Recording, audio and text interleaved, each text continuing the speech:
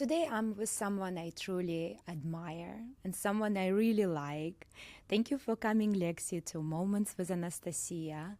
Lexi is not just an artist, she's a songwriter, she's an incredible friend, she's someone who is really beautiful inside and outside. She's very, very inspiring to me because she managed to build a business here in Dubai as an artist. She's writing her songs, and I'm always very happy and very inspired for the Christmas because every time the Christmas comes, I turn on my songs in the car, and I'm singing the Christmas in Dubai songs, and every time, la la la la la la, the Christmas in Dubai.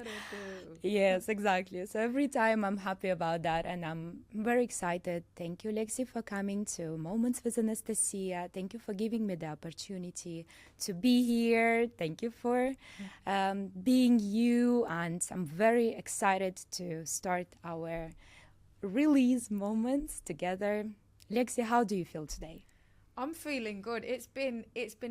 Quite a few weeks, to be honest. It's been little bit crazy. I've been locked in the studio writing and recording. So now there's not just one Christmas song for you to sing along to. You've got 14. So I just recorded a whole Christmas album in 3 weeks. So it's out. It was out from the 1st of December. So now I'm now chilling a little bit. So it's good to be here and I'm feeling a little bit more relaxed and we can have a good catch up. That's beautiful. I mean, I always admire your songs, honestly, all those inspirational songs. You get yourself out there and the videos you do and the song about Christmas and you don't fit in the pair of jeans. I'm just like giving you the best songs I have from my mind, but I'm actually a big fan. I love what you do. I love your videos and I love that you are self-made. And I want to tell to our viewers a little bit about your story. How did you come to Dubai? Why Dubai? What made you decide to come here? I never decided to come here, really, actually. I just got a gig. I got a show it was towards the end of COVID, but England was still fully locked off. And it was like the 29th of December, and I get a call from an agent who was like, yo, do you want to do a gig in Dubai on New Year? I was like, yes. So I had to go do that test, the COVID test. And literally the next day I was on the plane and I landed on the morning of New Year's Eve. Wow. And that night I did a show. After it, there was literally one couple I knew in Dubai. They had a place here. And they were like, why don't you stay for a couple of days and enjoy Dubai? And I was like, well, yeah, it seems like a good idea. I mean, there's nothing really happening in England. It was freezing cold and we weren't allowed to work. We were locked indoors. So I kind of just initially stayed for a little bit extra to enjoy the sunshine. And then that kind of few days turned into 1 month, 2 months. And then I was like, well, I might as well just stay and see what happens. And initially when I was first here, we weren't actually able to work because they re-locked off the work here as well. But I was just enjoying life. Like, I've been a grafter my whole life, and the one compliment I get quite a lot is, oh, you're the hardest working person I know. And I do put the work in, but it was really nice to just actually enjoy Dubai. I was going to the beach, just living life, and especially after COVID, it was like well overdue to just enjoy. But then just during that time, I networked and met so many great people just from kind of being out and about, that when the music scene reopened, I literally went straight into full-time work. Like just from connections I've met, I don't know, out in a bar or at the beach. And so it was just crazy, like when it opened up, and that was it. And it's just grown and grown and grown. Obviously, the quality of the work has just grown and grown and grown as well. And I honestly, some days I thank whoever's up there or the universe that it happened, because it changed my life. Being here and moving here has changed my life. But I literally came with a small bag. Wow. One dress for New Year's gig, a few pairs of underwear, and then like a bikini, and that was it. And I literally had nothing with me. Wow. I had to shop, get a few little bits and pieces and just Oh my God. as we say, I winged it. I just went with the flow. You're very inspiring because to come was just back to Dubai after COVID when everything was literally like locked, and you managed to network, to find people and to find people who were interested to do the gigs with you. I mean, this is incredible. I'm bravo. Do you know what though? It did feel like very organic. I'm not the type of person that can force networking. Like I can't be like, if I don't like them, I can't do it. So actually, it was just genuinely nurturing new friendships and, you know, meeting people in places and being like, you're really cool. And then just the dots connected over time. And it still happens now. You know, you meet someone or you meet someone through a friend and then something comes up and you're in their mind and it just kind of connects. But that is the one thing I do love about Dubai. I wake up excited here because you don't know what's going to happen. It might be a mundane week. It might be a very simple, boring week. But you could meet someone any given day that could just change something in your life. And that is what gives me excitement here as opposed to still being back in the UK.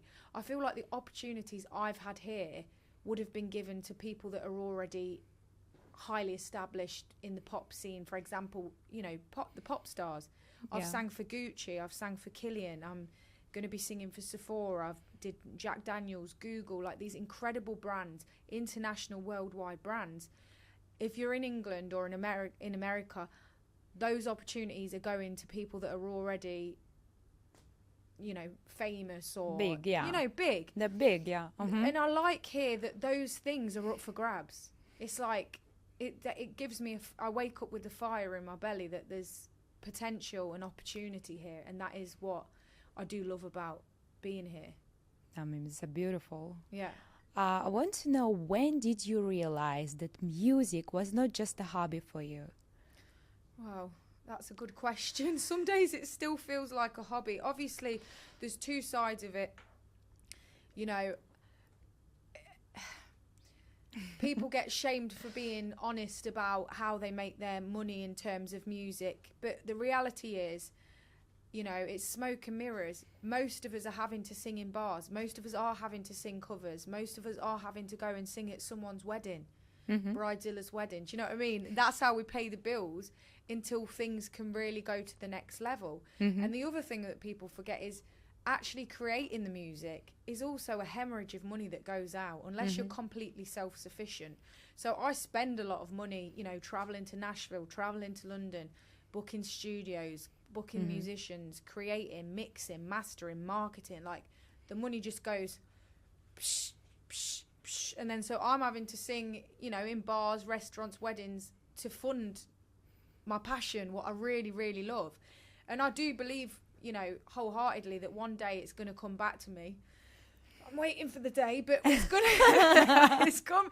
I hope it's coming soon because yeah, we need the bank to replenish. But no, I do love what I do. So, you know, obviously I was making a living from music and I have been for a long time. I would say, you know, since the age of 18, I have been making a living from music, and that has been my full-time job. I haven't been doing additional jobs. There's been times where I've had to take additional jobs in between. You know, I was signed with Warner and then that ended, and then in between that and my next opportunity, I worked in sales at a gym. I was selling gym memberships. And let me tell you, I was not great at that, to be honest. You were selling a gym membership? Yes. You? I've done it all. I've worked behind bars. I've been a waitress. You know. Wow. Thankfully, I haven't had to do that for a while. But even like when I started out in London and I was getting a few gigs here and there, just when I first started, I was having to do this like job where I'd hand out newspapers at the tube station at like 7 till 10 a.m. in the morning and then 4 till 7 at night for like 40 quid. Which is like, what's that? It's like 200 dirham for 3 hours. I used to do that, and I used to survive on that. And I lived on an open mezzanine landing in my mate's house because they had like this mezzanine, and I had a single little bed, and over the balcony was the living area. So if anyone's in the living room, like, they're basically in my bedroom. So I've lived, even when I arrived here, after I moved out from staying with those friends that lived here, I started living in JBR. I shared a room with this wonderful Indian girl. We're still friends now. And we had 2 single mattresses on the floor of this woman's house. Wow. In a bedroom. So I've lived 2 lives. Like, you know, I'm not afraid to just get on with it and, you know, make sacrifices. But at the same time, don't get me wrong, I do love nice things as well. And, you know, now I have been fortunate enough to manage to buy my own property. So I have my own apartment now, which, again, I just didn't feel that I'd ever have been able to achieve that in the UK. It felt like I was working, and that would never come, even though I was working all the time. So again, Dubai has made those dreams reality for me. Yeah. So yeah, definitely now it does feel like it is a career, and I'm excited to see where else it can go from here. I mean, it's so beautiful. I love that you didn't give up, that you came here the way you were, that you were inspired, full of dreams, full of ambition in you. I know how you are driven. You're like, yes, I will gonna do it. Yeah. Yes, I want to do it. Like, you're strong inside. You are like lioness inside to drive all the way, to keep going, to never give up. I mean, I love what you did. I wanted to know what drives you every morning you wake up, even when you had the hardest challenge, when you had your down moments here in Dubai. What drove you that time? Like, what didn't let you give up? Do you know what is so interesting? Because there's definitely days that I don't feel like it and I doubt myself, and there's days where I'm like, what am I doing? No one cares. And then there's days where I have like 3 coffees and I'm like, wow, like, let's go. I can do it, you know. So it definitely goes up and down, but I would say the thing that just keeps me on track is do it anyway. Do it on the bad days, do it on the good days. And that goes for work, that goes for fitness, that goes for all of the things that we have to do. You know, I'm training a lot at the moment. I don't feel like going every day, but I go. I go if I'm, you know, on the time of the month. I go if I'm feeling miserable. I go if I've had a bad day. Because all of those small positive choices that you make accumulate to good choices. Like, for example, when I had a broken heart, I had a terrible breakup last year, and I felt nothing for about 3 months. I felt empty and dead inside. But I just thought, in my head, I was like, but when I come out of this, I want to be better, not worse. So I felt dead inside, but I just woke up. I carried on doing the gym. I carried on writing songs. I carried on, you know, taking myself to Nashville. I carried on doing my work, even though I weren't feeling nothing. And I don't know, people relate to this, but there are times in life where you just like, I'm not getting joy from the small things that I normally get joy from. And I have been through times when I've felt like that. But the best advice I can give with that is just do it anyway. Go to work, go to the gym, do your positive things, do your hobbies, even if it's not bringing that same joy that it normally does, because you'll be back. And I say to a lot of friends, like, even this shall pass. You know, when people are going through times of hardship or whatever, it will pass. And I think that's the main thing to remember, is to just keep doing positive things even when you don't feel like it, if that makes any sense at all. Yeah. It does make sense, because after the dark day, you're gonna always have sunrise. Yeah. After the like, night, you have sunrise. They say that as well, you know, it's not always the talented people that make it to the top. It's the people that can just keep going with all the no's, with all the rejection, with all the people that don't believe. You know, that persistence. So it really is the survival of the fittest, and it's not with talent. It really is with emotional and, you know, stability, with being able to take, you know, whatever it is that this old life throws at us, if that makes any sense at all. It does, because it's just a discipline. You discipline exactly. yourself to do it no matter what. Yeah. You wake up, you go to the gym. You don't feel like it, you go to the gym. You don't feel like going and working, you still going and working, because you discipline yourself, and that's what makes you strong. That's what makes you successful. And you thank yourself in the end. You know, when you come out of these days, and because it don't last forever, when you come out of it, there's been days where I've gone, I thank past Lexi. I thank Lexi from 3 months ago for doing X, Y, and Z, because Lexi today is now better than Lexi 3 months ago because I did that. And I've had days where, that sounds so cheesy, but I'll thank myself for doing that and being kind to myself in that time. Yeah. But I mean, I haven't always been like that. It's definitely something that I've got, it's got even better and better as I've gone along. And even like recently with creating the album, the level of productivity I've reached in the past 3 weeks has shown me how much time there is in a day. You know, there's been times I'm going, I don't got time for that. I don't think I've got time to do that, and that. And I'm like, the fact that I've created a whole album in 3 weeks and done all my gym training and done all my work that pays the bills and had a bit of a social life goes to me, there is time. It's just how you use it. And so it's been quite eye-opening to actually understand how productive I can be. So even that's been a lesson for me very recently. Mm-hmm. So I want to come to a next question. We are in December today. We are nearly coming to the end of the year. What is the biggest lesson you've learned this year? Oh, interesting. Well, I've just told you it kind of. I have kind of realised that, I've realised that comparison is the killer of joy. Mm-hmm. And procrastination wastes a hell of a lot of time. So I think my aim for next year is definitely to stop doom scrolling, and I think it's definitely a universal problem that a lot of us have, but I just feel like nothing positive comes from scrolling, comparing yourself to others, thinking, how is she doing that? How is she doing that? It's just not productive. And actually, if you take away that time that you spent doing that, take away the time you spent watching shows on Netflix. Not that there's anything wrong, don't get me wrong, I love to watch a nice show on Netflix, but that time accumulates, and if you have a dream and if you have something you want to do, trust me, that time can be used for positive action. And I've learned that for myself.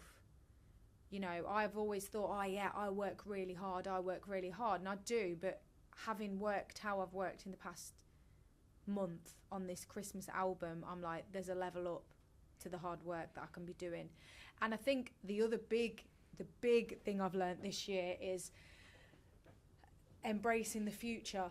Now, this whole thing with AI, you know, it's very scary, especially for artists, especially in the music industry. We have become quite fearful of what that might mean for all of us. But I decided to grab the bull by the horns, should we say, and that's what inspired me to create the Christmas album. So a friend of ours, actually, Nicholas, taught me an application where I could create music on AI. Okay. So he introduced me to this application. It's called Suno. And so on the 5th of December, I start messing around. I take a Christmas song that I really, really love, and I put it into Suno, and I start speaking to her. I ask her to create it with a neo-soul energy, you know, and I'm asking it to put in a gospel choir and all these kind of things. And lo and behold, I create this beautiful version of a Joni Mitchell song called River. And I create this soulful neo-soul version, and I just loved it. This is one of my favourite songs of all time. And I loved the version I created, and I was like, wow, I didn't need anyone for that. Because the thing is, a lot of the time you are waiting for other people. You know, I'm waiting for a mix. I'm waiting for the producer to finish that. Because they're human. There's only so many times in the day they can work. But I feel like I'm waiting for things. So with this, I was like, wow, what a tool I can use and create things alone. So I was like, I might just make a whole album of Christmas songs. And that was it. I literally just decided on it, Wow. and then I just went full turbo, and that was it. Like literally 3 weeks locked in, creating these Christmas songs. But what I've realised is the power that's given me as an artist to show up for my fans and people that like what I do every single day. For example, I could say, Anna, what's your favourite song? Yeah. For example, the Mariah Carey song All I Want for the Christmas. Yeah. Boom. I can put that into this app, and I can go, create me this song, but please make it soulful pop. Consider some country music from Nashville. Add this whirly keyboard, and and so before you know it, I can create a Lexi version of the song that you love. Yeah. So every day on social media, I can go, oh, imagine All I Want for Christmas if it was pop, soul, and country. And this And is then the the- song, yeah? Yeah, so I'm like, wow, there's really now no excuse for me to not show up every single day in my style, in my genre for my followers or fans and future fans, hopefully.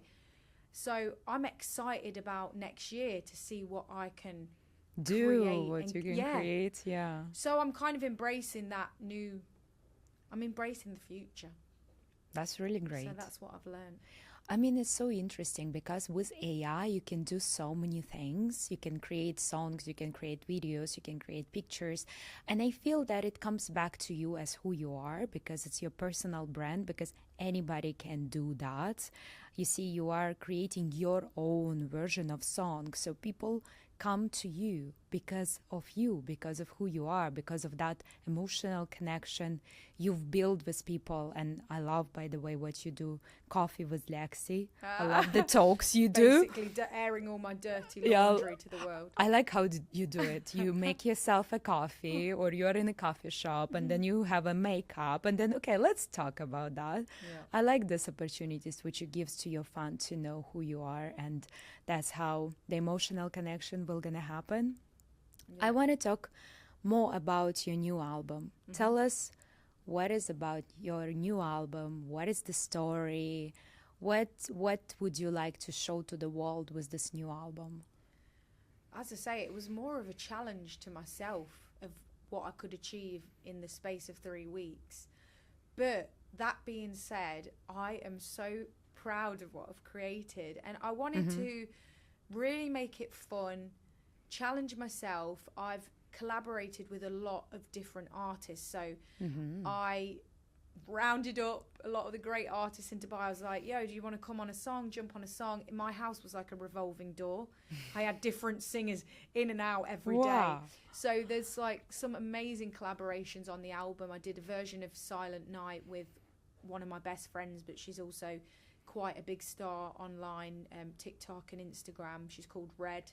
A lot of people know who she is now because she's got just a phenomenal voice. We did this beautiful version of Silent Night. I worked with a lot of local artists here as well on collaborations, Winter Wonderland. I've got some of the fabulous ladies from Dubai on it. So it was just a really fun, enjoyable process. And I do think that's got a magic, because I think as musicians, and if you're listening and you are a musician, you know, this can get sometimes heavy.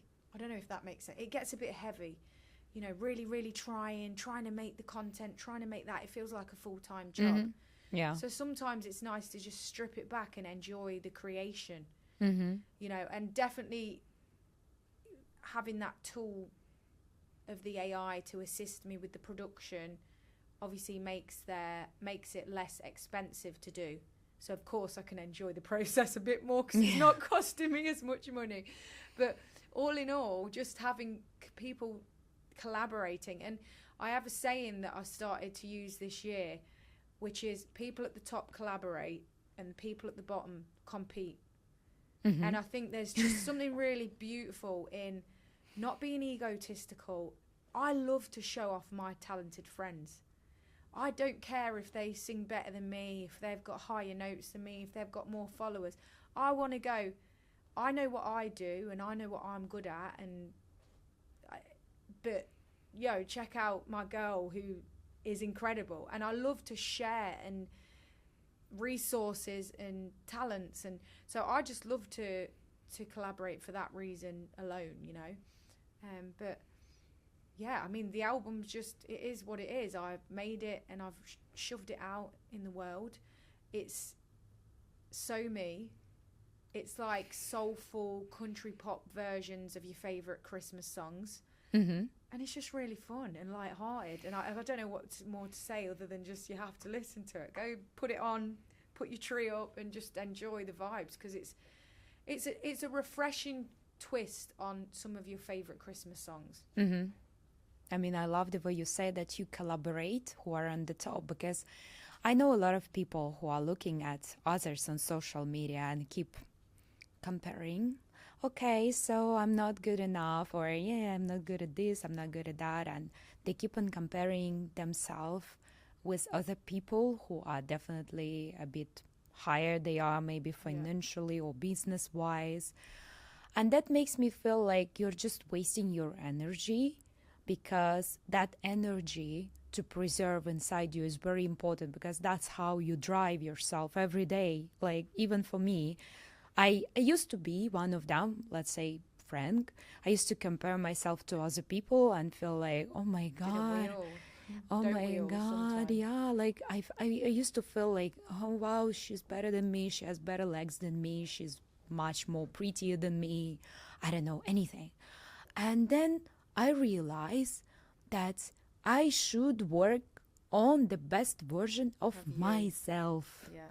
Not about anybody else. It's not about social media. It's not about that light or angle or anything they are. It's about myself. And I started working hard and hard and hard to achieve better body, to achieve better understanding of myself, to achieve kind of business setup or project, to have my brain open to an ideas. Like, I like the way you said, I collaborate. I take the opportunity and I use it. I mean, this is so brilliant. This is very, very smart, Lexi. You're a very smart woman. Yeah, what's interesting as well is like what you said, is working on yourself is the key. And I know we all use that term very regularly. Oh, work on yourself, do the work. No, but the serious thing of that is I made a promise to myself this year that when an opportunity comes for me to level up, to finally be discovered, whatever that looks like, however that comes, I would be ready. Here, in every way. Yeah. Because I don't know when the opportunity will come, that moment that might just snowball my career or push the streams through the roof. I don't know when it might come, but I just knew that I wanted to be ready, so that if I got a call from, I don't know, the James Corden show and I had to go there tonight, do I look how I want to look? Yeah. Do I sound how I want to sound? Am I mentally in the place that I need to be for the stuff that comes after? Because, that's meant, back in the day when I was on tour and doing things, you have to be mentally strong, because it doesn't matter how good you are, who you are, what you do, people will have comments, and a lot of them can be unkind. So you have to be mentally strong for when that comes too. And that's the interesting thing about success, is at the highest point of that, you have got people talking all the time. All the time. So you think you're going to enjoy that moment, that fabulous moment. You're only going to enjoy it if you're strong enough to block out all that chitter chatter down below. Yeah. So I made a promise to myself, I'll be fit and healthy, strong. I don't want to be out of breath if I have to sing and dance on a TV show. I don't want to look at the video back and go, I shouldn't have ate as much last week. I'm looking chubby. That's my personal goal. There's nothing wrong with being whatever size anyone is. But for me, I know how I like to look. I like to look strong and toned, and that's my personal preference for my body. But and it's something I do care about quite a lot, if I'm honest with myself. How I look is not necessarily like, oh, my face, but taking care of myself and not overeating is like one of my, I don't want to say hang-ups, but, you know, controlling that is something I have a difficulty with. For example, I do love food. Oh yeah, me too. I don't know, everyone. Yeah, well, we understand each other. I mean, of course. For the purposes of everyone listening, me and Anna have been like training and doing gym classes together way back when. But you know, I train hard, but I love my food, and it's always been a thing for me. And I know people look at, oh, you're tiny, what are you talking about? But I really have to rein myself in on my behaviour. You've seen me as well. I know you have seen you through difficult moments where you were like, babe, I'm bloated. I don't know what to do. I've just eaten like dozens of chocolates. And then you come to train. You still come back. Yeah, well, I still train, but it's just I can eat any man under the table. I eat more than a family of 4 in a day. Like, it's ridiculous. But yeah, so I'm trying to just, you know, regulate all those things this year. So that's that. But yeah. What is the biggest advice could you give to a girl who come to Dubai, the fresh, young? Okay, there's 2 ways you can go in Dubai when you arrive here. And it's very easy to get swept away with the lifestyle. It's very fun. And don't get me wrong, you got to do a bit of fun when you arrive here. Of course, you have to do that and, you know, get to know the city. But there comes a time, it's like if you've got something, a goal that you really want to achieve, you need to knuckle down because, you know, there's always something going on. There is always something you can go, a party you can attend, and especially for ladies, we can go a lot of things for free. Yeah, ladies' night, influencer advertisement, picture, modeling, anything you want. All the things you can, it's right at your fingertips. So you just, it is that, like you said, that dedication and discipline to go, right, I've actually got to knuckle down and do X, Y, and Z. And from a perspective of, if ladies are single coming here as well, that is quite a difficult thing to manage because I do think having your own thing going on, your own income coming in is highly recommended because otherwise you become reliant on the person that you're looking for. And I think that puts you in, I don't know how to explain it very well. For example, you don't want to be looking for someone hoping that they're going to save you. I feel that happens a lot here. People are like, oh, let me find a man with deep pockets and he'll save me from my... He will give me a queen lifestyle. I want Bentley, I want Louis Vuitton, I want everything. I want iPhone 17 and there is a list. 100%. And I'm like, well, maybe you'll find him, but let me just let you know that he's got a few other people that are getting all them things. I don't know. I just think there's a power in being standalone, having all what you need for yourself, working on yourself, like you said, and then allow space to find someone lovely. That's just me, though, because I could never date someone for money or, you know, obviously I'm at a point in my life where I do want, let's face it, I don't want someone that's got nothing. Because I've got myself to a level in my life, I would want a man that can match my energy and we can be a partnership. Yes. So I don't think there's anything wrong with, you know, wanting for someone that's got an element of success and things going on, because that says also a lot about them as a person. You know, if you are successful, it says you've worked hard on something, you know, you'd look after our kids, you'd do all the things that someone... Yeah, you need a partner who can be with you, who can take care of you. I mean, and I would never expect anyone to solely just take care of me because I can take care of myself. But yeah, I would want someone to match me in that sense. But it's not the sole thing that I go out looking for. You know, oh, where's the men with the deep pockets? Where is he? List. No, I mean now obviously I've got a boyfriend anyway. Oh, He's nice. in Texas. Classic me. I found like a man in the furthest country away, 16 hours on a flight. But yeah. I mean, you have someone to take care of you, someone I have to someone text, someone to call, someone I gave to up speak here. with. Yeah, I mean. Gave up here and found me a Texan cowboy. Yeah. Yeah. But I mean, you rightly said about Dubai, the girls come here and they are looking for that certain lifestyle, Yeah.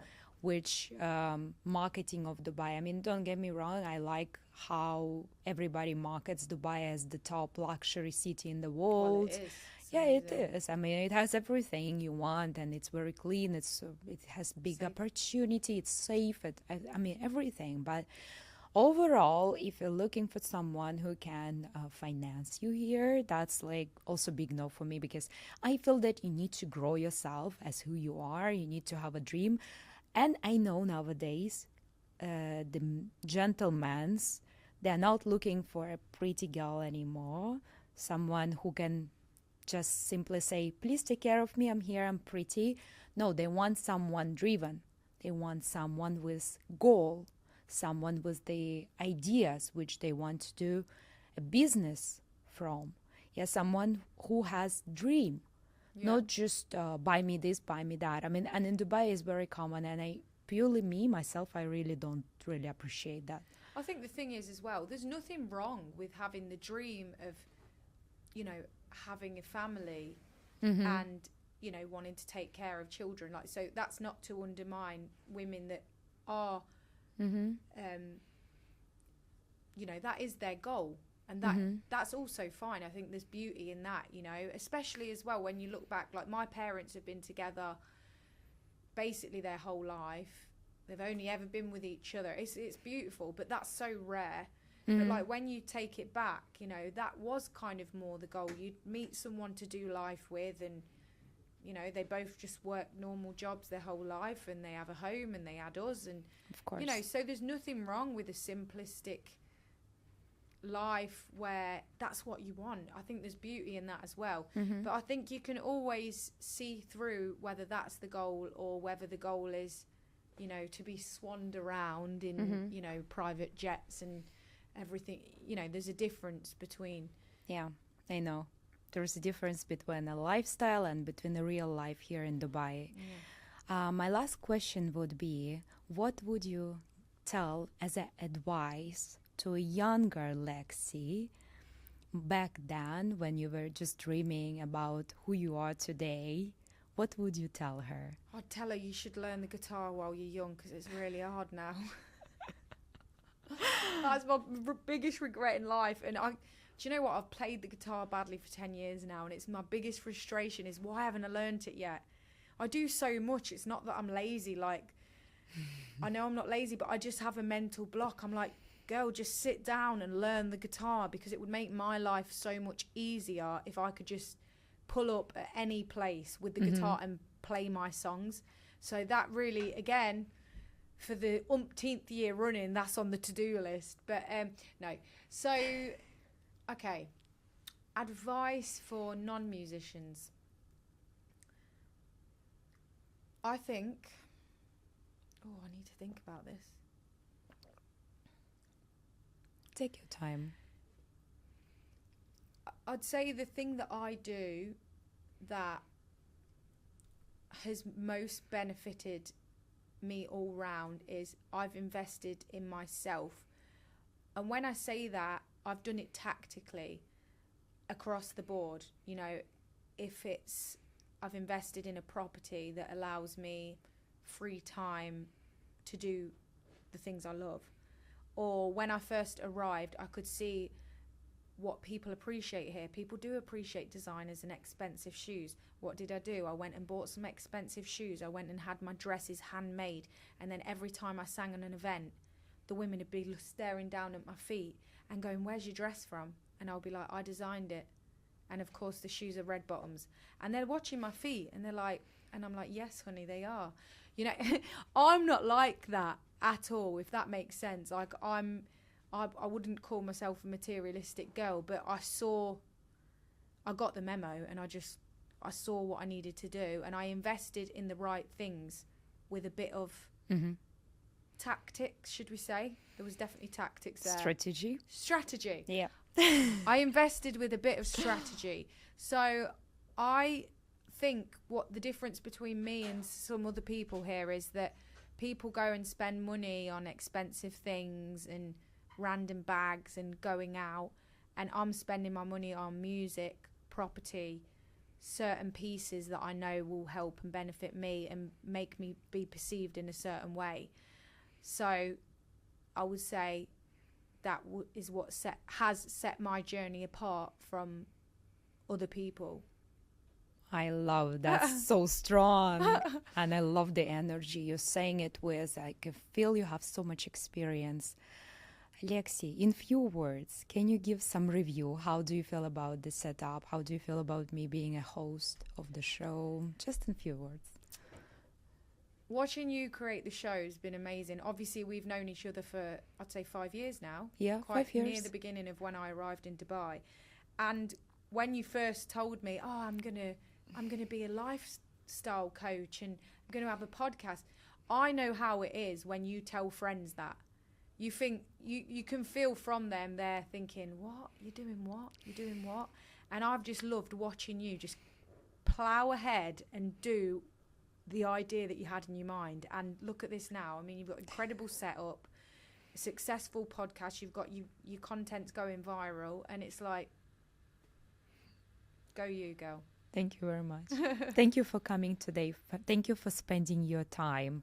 Thank you for being here. Thank you. I just love your energy. Thank you very much.